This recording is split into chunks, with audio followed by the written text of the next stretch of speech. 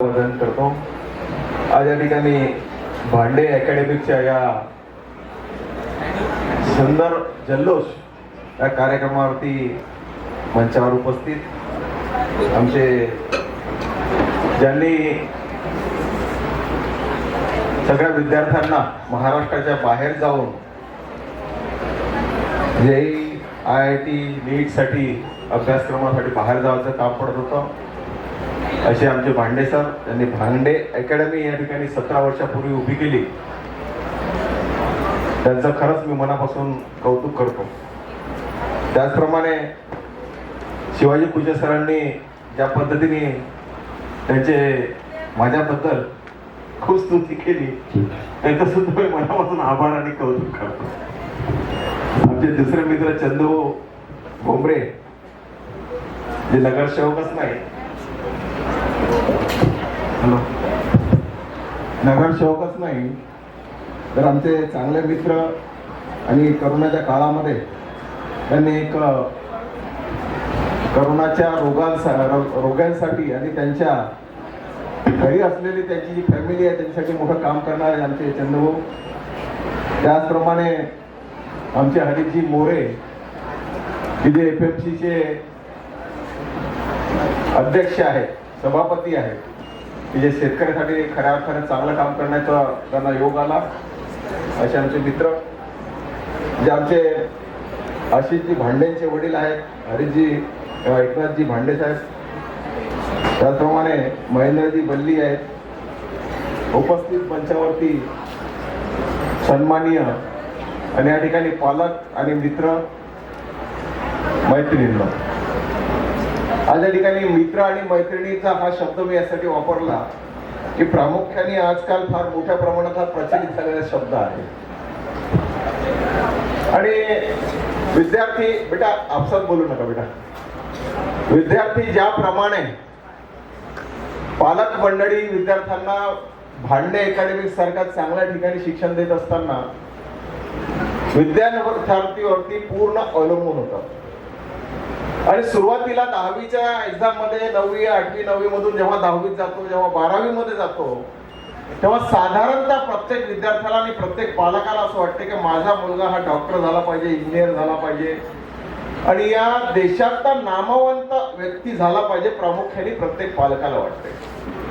पण त्याच्या मागची जोड काय आहे हे वाटून चालणार नाही, तर ते मनात आणि हृदयात आलं पाहिजे। जोपर्यंत स्वतःच्या हृदयात ती जाणार नाही की मी या देशाचा चांगला नागरिक, चांगला ऑफिसर, चांगला डॉक्टर, चांगला इंजिनियर, सुसंस्कृत इंजिनियर जोपर्यंत होणार नाही तोपर्यंत मी चुप्प बसणार नाही, गप्प बसणार नाही, हे जोपर्यंत तुम्हाला वाटणार नाही तोपर्यंत आपण चांगला डॉक्टर इंजिनियर बनू शकणार नाही। आणि याची प्रामुख्याने सगळे आता पहा 10वी 12वीतले विद्यार्थी जर म्हटलं तर पहिला एक काळ होता की 10वी 12वीचे पोरं शेमूड बसायचे। 10वीच्या मुलाच्या हाती अँड्रॉइड फोन असतो, ऍपलचा फोन असतो, 12वीचा पोरगा असो की 10वीचा मुलगा असो, आणि पालक भरभरून त्या पालकाची अप्पा मम्मी ऍपल पाहिजे। तर आमच्यासारखे बाप, जेव्हा आमचे बाप होते तेव्हा जर ऍपल म्हटलं तर फळ 4 दिवसाला 2 पहिले कणपटात आणि नंतर एक ऍपल आणून द्यायचे, त्याला आम्ही सफरचंद म्हणत होतो। आता पालक ऍपल तर लगेच ऍपल, अँड्रॉइडचा वेगळाच फोन, सॅमसंग असो, अनेक फोन। एका मिनिटामध्ये डिसिजन घेऊन आपला पालक आपल्याला जर तुम्हाला सांगतो ऍपल मोबाईल देत असेल, अँड्रॉइड फोन देत असेल, तर आपली प्रामुख्याने आपण एक गोष्ट समजून घेतली पाहिजे प्रत्येक विद्यार्थ्यांनी की मी माझ्या पालकाकडे जी डिमांड करतो ती मला मिळते, पण माझ्या पालकाची तेवढी हैसियत आहे की नाही हे प्रामुख्याने आपण समजून घेतलं पाहिजे। एक लक्षात घ्या, इथे बसलेले सगळे पालक मंडळी आहेत, इथे बसलेले सगळे विद्यार्थी आहेत, हा तुमचा जल्लोषाचा कार्यक्रम आहे। माणसाच्या जीवनामध्ये जल्लोष केलाच पाहिजे, पण तो जल्लोष असा असला पाहिजे की तो जल्लोष दुसऱ्यांनी आपल्यासाठी केला पाहिजे, प्रामुख्याने आपण समजून घेतलं। जल्लोष आपण आपला करत राहू, आपल्या घरी दिवाळी दसऱ्या सगळं करत राहू, परंतु तुम्हाला एक सांगतो, पालकांनी ज्या ज्या वस्तू आपल्याला दिल्या त्या माझ्या पालकाची, माझ्या आईबापाची एवढी ऐपत आहे का हा, हे सुद्धा आपण तपासून पाहिलं पाहिजे. मी तुम्हाला इथे बसलेल्या प्रत्येक पालकाबद्दल सांगतोय की तुम्हाला नवीन ड्रेस मागितला, तुम्हाला नवीन ड्रेस दिला. तुम्हाला गाडी मागितली, गाडी दिली. तुम्हाला भांडे सरांच्या चांगल्या अकॅडमीमध्ये ऍडमिशन घ्यायला सांगितलं, तुम्ही त्यांनी ते ऍडमिशन दिली.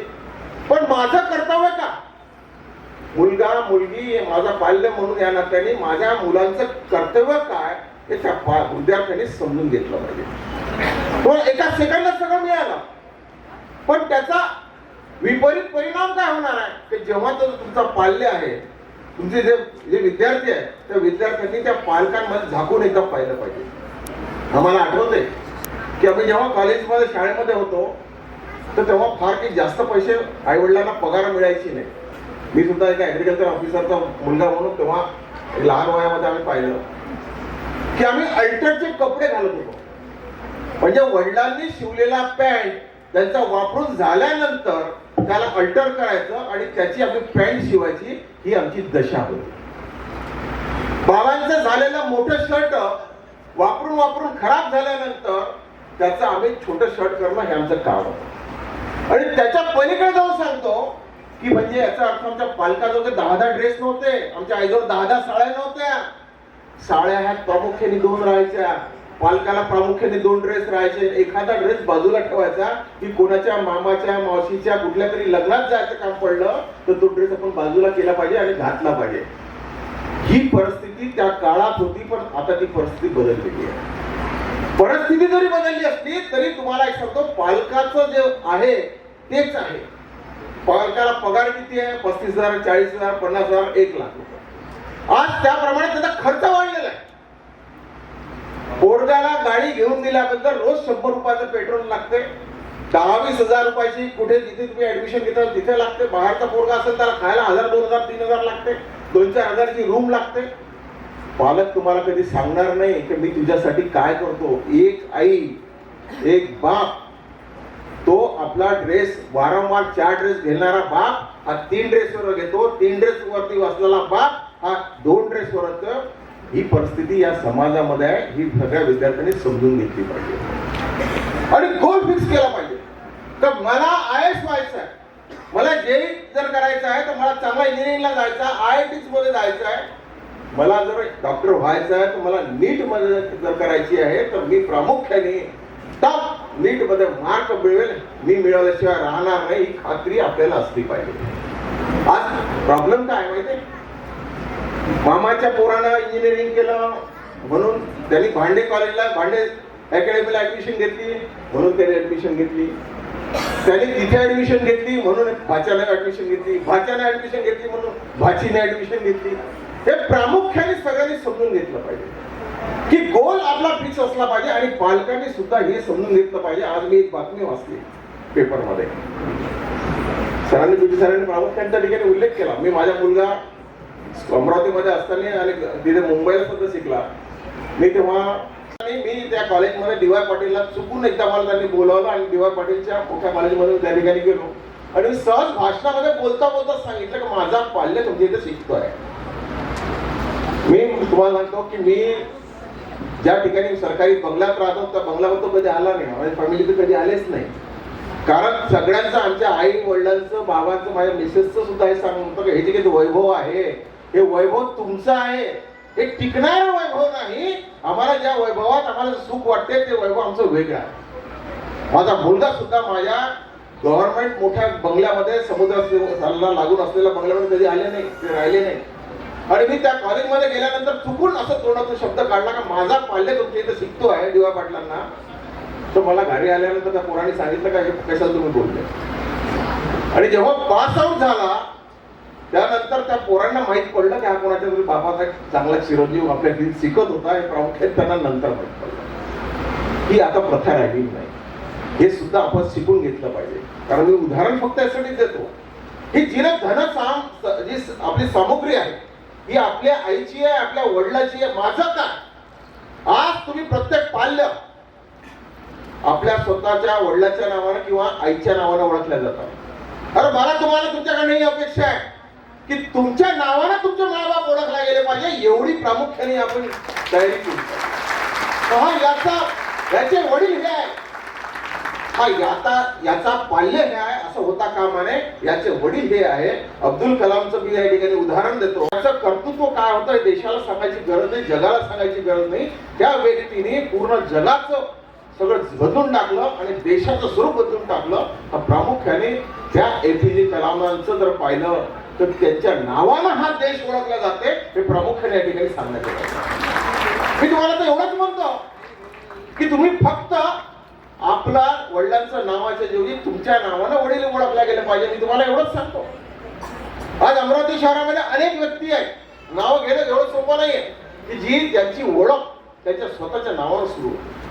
मग मी ते काय करू शकत नाही. मी चांगल्या अकॅडमीमध्ये भांडे अकॅडमीमध्ये आल्यानंतर मला सातत्याने 6-7 तास चांगला आपल्याला एज्युकेशन मिळत आहे, चांगले त्या ठिकाणी टीचर्स आहेत. मी कमी पडता कामा नये. प्रामुख्याने आपण समजून घेतलं पाहिजे आणि त्यावरती फोकस केला पाहिजे.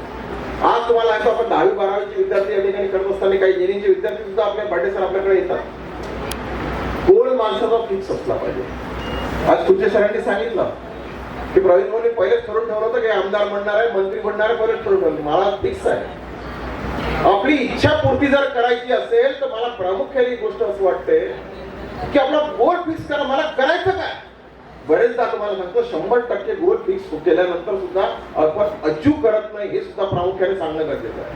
पण 99.9% आपण आपला गोल फिक्स केल्यानंतर आपण त्या गोलापर्यंत पोहोचू शकतो हे प्रामुख्याने मी ठिकाणी सांगतो.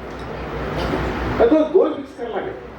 मला हे करायचं आहे, मी करणारच आहे आणि मी करू शकतो हे पहिल्यांदा आपल्याला वाटलं पाहिजे. प्रामुख्याने या ठिकाणी तुम्हाला सांगतो 3-4 विद्यार्थी तुमच्या क्लासमध्ये काही हुशार विद्यार्थी असतात आणि त्यांचं कम्युनिकेशन इतकं स्ट्रॉंग असतं, इंग्लिश इतकं सुंदर बोलतात.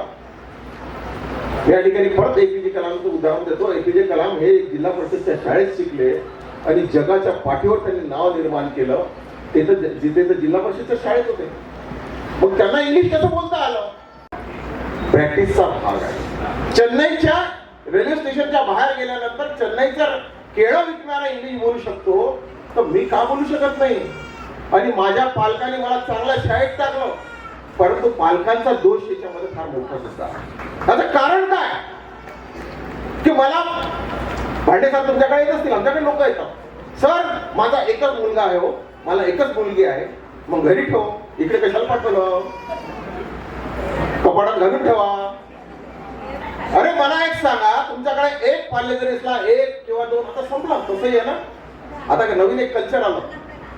माझी बायको माझे लेकरं, बापही नाही पाहिजे, कोणीच नाही पाहिजे, हे नवीन कल्चर आलं आता. आणि त्या दृष्टिकोनातून जर पाहिलं तर पाल्य सांगते सरांना फोन करून का सर जाऊ द्या ना, थोडं कन्सिडर करा ना. नाही करत तर नाही का करू.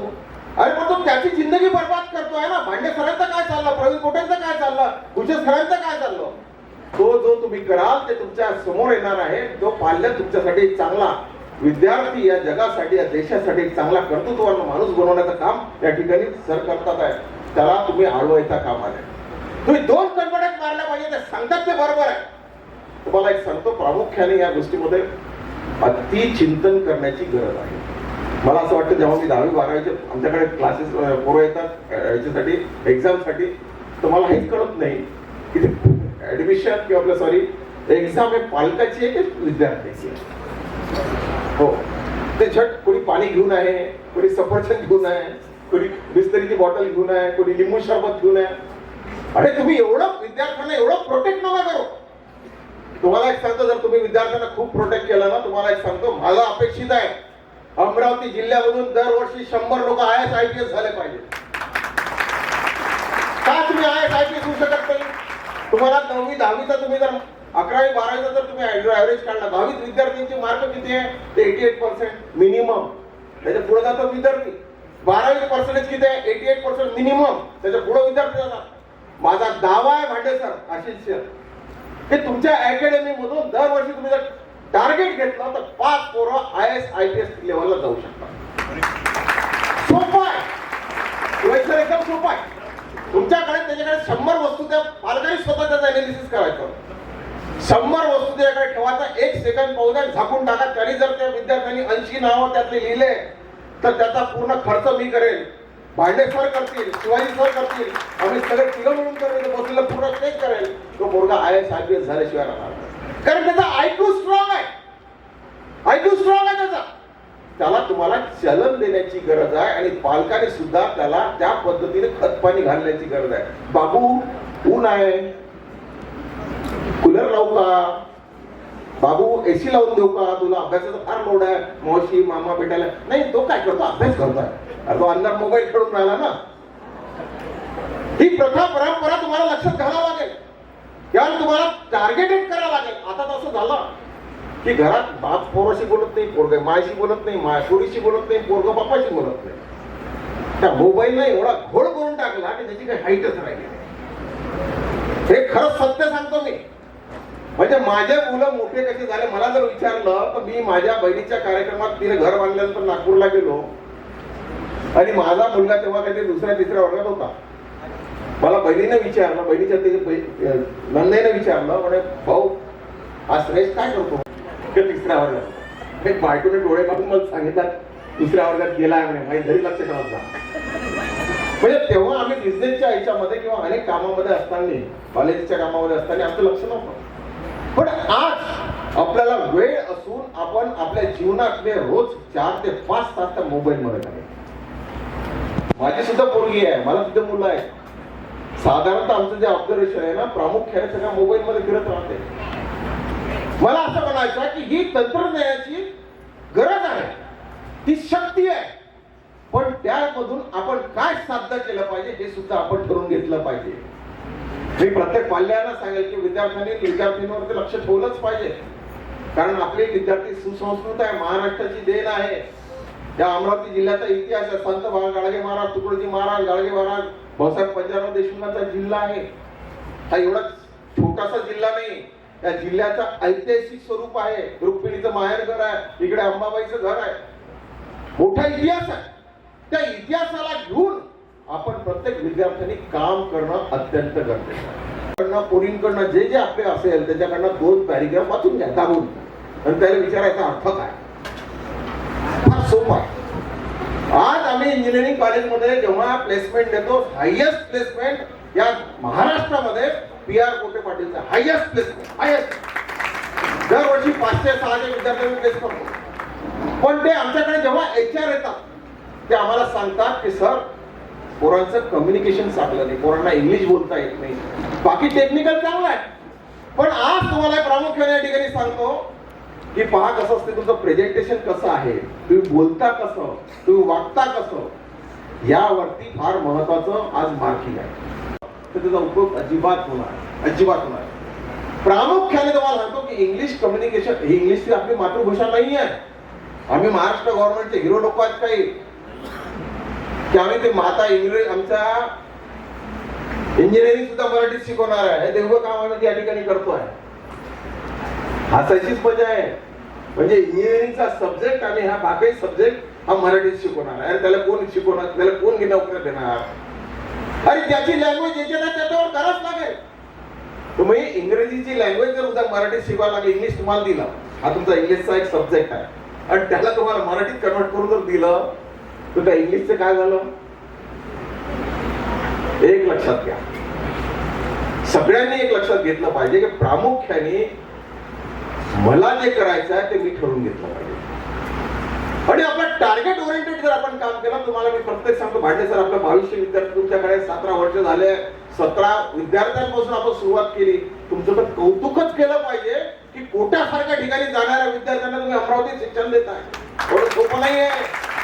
आणि कोटा गेल्यानंतर 2 लाख रुपये वर्षाचे, 3 लाख रुपये वर्षाचे, खायचे 2 लाख रुपये, साधारणतः एकेका वर्षामध्ये 5-5 लाख, 8-8 लाख, 10-10 लाख रुपये त्या कोट्यामध्ये जातात. या ठिकाणी तुम्ही स्वस्तामध्ये सगळं शिक्षण या ठिकाणी पोरांना अवलंबून करून देतात. हे फार महत्वाचं काम या ठिकाणी आपण करताय.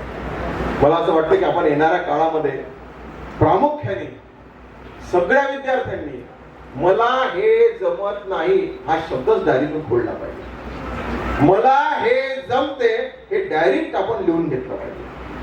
आणि नाहीच्या मागे फुगी वाजवायची नाही, आहे सर काय मी काय खूप दूर राहते, साईनगरात राहते, मग काय करू, यायला उशीर होतो, मग मी काय करू, माझ्या पालकांना सांगा तुम्ही एखादी गाडी दिली पाहिजे म्हणून. असं वाटतं 2 कणपडात, पण आता कणपडात द्यायची सोय राहिली नाही. मायबाप लगेच अंगावर येते.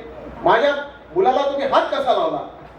अरे बाबा, आमच्या काळात आम्ही पाहतो, आम्हाला एक मास्तर कुठून कुठून बारीक करून टाके, कुठून कुठून बारीक करून टाके, अशी आमची परिस्थिती होती. आणि आज पांडे सरांच्या वडिलांना सगळं माहिती आहे विषय. आज परिस्थिती अशी आहे की तुम्ही त्या पोराला जर दाबून बोलले तर त्याचे मायबाप आपल्या अंगावर आल्याशिवाय राहत नाही, अशी परिस्थिती इतकी वाईट झालेली आहे. म्हणजे माझ्या पाल्याचा रेकॉर्ड मीच खराब करतो, त्याचं शिक्षण मीच बर्बाद करतो, ही परिस्थिती पाल्यांमध्ये सुद्धा मोठ्या प्रमाणात आहे. हे वाईट घेऊ वाटून नका घेऊ, पण ही फॅक्ट आहे. आज तुम्हाला एक सांगतो की विद्यार्थ्यांमध्ये जेव्हा आपण मुलींचं पर्सेंटेज आहे, मुली लग्न करून जेव्हा जातात, हा विषय मी जाणीवपूर्वक इथे सांगायचा नाही पण सांगतोय. आज प्रत्येक 10 लग्नामध्ये 8 लग्न तुटत आहेत सर, भांडे सर. 10 लग्नांमध्ये 8 लग्न तुटत आहेत. काय कारण माहिती तुम्हाला? अशा फक्त 2 कारण आहे. एक तर पोरीची मान, आणि दुसरं कारण आहे की इगो. तू माझा मोबाईल कशाला पाला, तू माझ्या मोबाईलला हात कशाला लावला, अरे त्या मोबाईल मध्ये काय तू इस्टेट आहे दाखवला, जाहीर कर ना. नाही, तो माझा किती जुना मित्र. अरे कशाला मित्र पाहिजे? हा एवढा घेतला ना, बहीण आणला ना पोचतो. आता दुसऱ्या मित्रांची गरज नाही राहिली. झाला मग आई फोन करते, बेटा जेवली? काय जेवली? काची भाजी केली? सासूनं काही म्हटलं काय?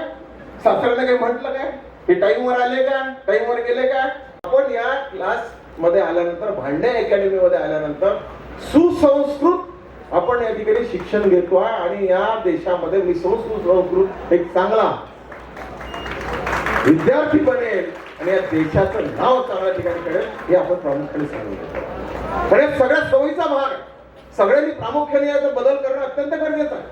मी माझ्यापासून सुरुवात केली. आता काय झालं, मी सुरुवातीला सांगितलं भांडे सर, हे 2च गोष्टी आहेत, माझी बायको, माझे लेकर, त्याच्या पलीकडे काहीच चालत नाही. आणि दुसरं, याच्या बाजूच्या घरातला भगतसिंग झाला पाहिजे आणि माझ्या घरातला doctor, engineer, IAS, IPS, collector झाला पाहिजे.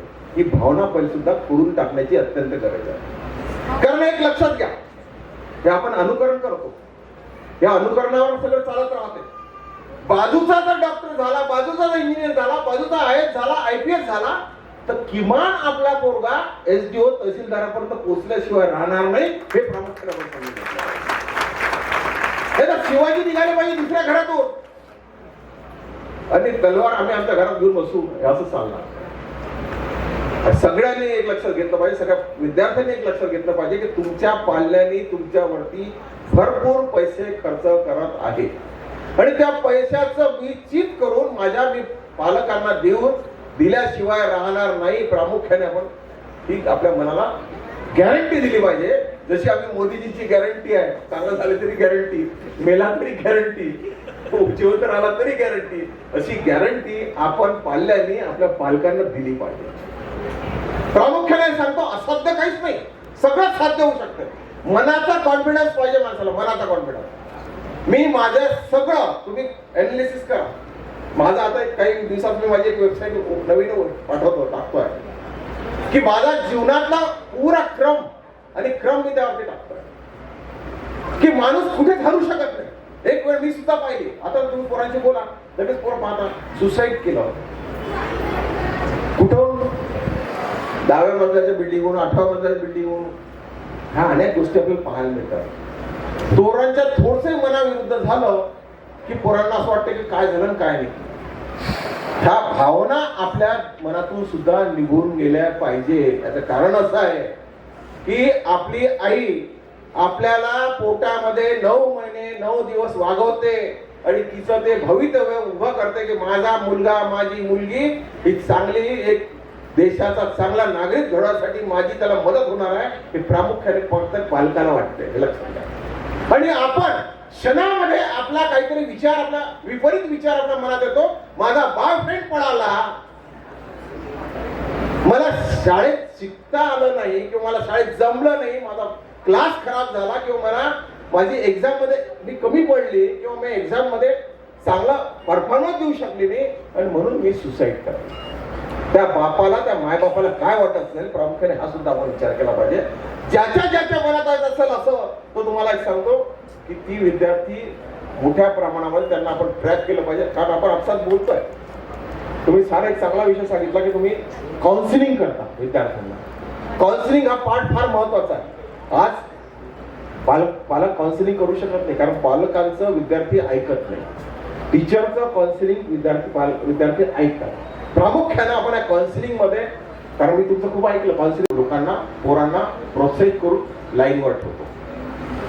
ह्या 3-4 गोष्टी जर आपण जीवनामध्ये जर पक्क्या ठेवल्या, माझा गोल फिक्स आहे, मला इंजिनियर व्हायचं का आज ठरवा, मला डॉक्टर व्हायचं का आज ठरवा, मला IAS व्हायचं का आज ठरवा, मला IPS व्हायचं का आज ठरवा.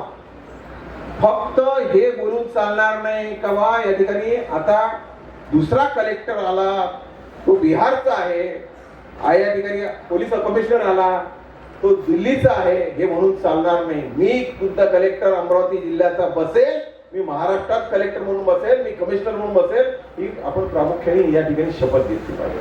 मी या भांडे अकॅडमीमध्ये शिकत असताना मला वाटलं पाहिजे की मी भांडे सरांचं नाव, माझ्या पाल्यांसोबत सुद्धा भांडे सरांचं नाव, भांडे अकॅडमीचं नाव मोठं करू शकेल. ही कर्तृत्वाची भावना आपल्याला चालणार नाही, अजिबात चालणार नाही. तुम्हाला काय तुम्हाला सांगतो की पालकांना फार स्वप्न मोठे आपल्याबद्दल लक्षात घ्या. स्वप्न मोठे म्हणजे तुम्ही नोकरीवर लागावं, तुम्ही डॉक्टर व्हावं, तुम्ही इंजिनियर व्हावं, तुम्ही सायंटिस्ट व्हावं आणि तुम्ही त्याला पोसावं, हे त्याची अजिबात अपेक्षा नाहीये. हे लक्षात घ्या. तुम्हाला वाटत असेल तर प्रवीण कुटे या ठिकाणी सांगताना खूप वारंवार पालकाबद्दल सांगताय. प्रत्येक पाल्याने समजून घेतलं पाहिजे की कुठल्याही मायबापाला असं वाटत नाही की हा मोठा व्हावा आणि त्याचा पगार आम्ही खावा, हे बिलकुल त्यांना वाटत नाही. हे लक्षात घ्या. त्यांना हे वाटते की मी जे खूप काही भोगलं, मला कपडे घेता आला नाही, मला वेळेवर गाडी घेता आली नाही, मला वेळेवर घर बांधता आलं नाही, माझ्या पाल्याचं सर्व व्यवस्थित चालावं म्हणून त्याला तुम्हाला शिक्षणासाठी भरपूर पैसे खर्च करता. हे लक्षात घ्या. त्यांच्या अपेक्षा त्या नाहीये. तुम्हाला त्यांना माहिती आहे की तुमचं लग्न झाल्यानंतर त्याला कुठे जायचं त्याला चांगलं माहिती आहे. फिक्स आहे, त्यांचा गोल फिक्स आहे. पण त्यांचा हा सुद्धा गोल फिक्स आहे की माझा पाल्य हा चांगला झाला पाहिजे, तो स्वतःच्या पायावर उभा झाला पाहिजे, कर्तृत्ववान झाला पाहिजे आणि चांगला नागरिक झाला पाहिजे. प्रामुख्याने त्यांना असं वाटत असते. तुमचा पगार खाण्यासाठी त्यांची अपेक्षा नाहीये. तुम्ही कर्तृत्ववान व्हा आणि स्वतःच्या पायावर उभा व्हा, चांगले रोजगार देणारे व्हा, चांगले उद्योजक व्हा, चांगले डॉक्टर व्हा, नामांकित व्हा, ही प्रामुख्याने त्यांची भूमिका. मी इंजिनिअरिंगचं मी केला, मी पूर्ण फीस भरली गव्हर्नमेंट बेगेमधून, वेगळे कॉलेजमधून. एकदा मी बेंगलोरमध्ये चुकून माझा फ्लाईट मिस झाल्यामुळे मी बेंगलोरमध्ये थांबावं लागलं. म्हणून मी शोधलं, माझा हा मित्र आहे, त्याला फोन करावा. फोन केला. आता मी कॉलेजमध्ये असताना, आज माझं वय 52 आहे, मी कॉलेजमध्ये असताना तर तेवढं बॅग तुम्ही जा, तुमच्या लक्षात येईल काय होतं. आता त्या 30 वर्षाच्या आधी पाहिलेले त्याचे मायबाप तर मी काही ओळखणार नाही, कारण केस गेलेले असतात, वयानुसार लक्षात येत नाही. मी त्याच्या घरी गेल्यानंतर खाली दोघं म्हातारी, फ्लॅट खाली म्हातारी बसली होती. म्हटलं इथलं कोणतरी असेल.